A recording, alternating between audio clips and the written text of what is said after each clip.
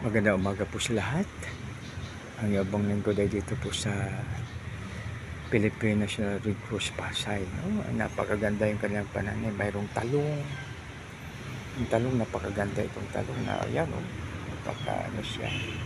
Tapos ang request ng pamangkin ko, pag halimbawa ito talong, halimbawa matanda, putulin lang tapos magkuhan siya ulit. Magkaroon ng sanga. Manalinsing ulit pag sa Ilonggo. Tapos ito naman yung tanglad. Tapos malunggay, kumpito, papaya na lang po ang kulang kung magtinula. Ito, masarap din po ito. Itong bobot niya, masarap po yan na gulay, no? Kasi yan sa Antipolo, yun po ang aming pwedeng palang ilagay yan sa mga support. No? Tapos ito naman herbal, pwede rin sa adobo. Tapos ito makibigan, mayroong talong, no? So, kwan siya.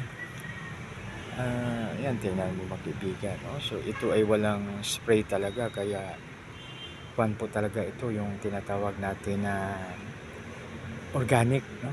So, yan, makibigan, no?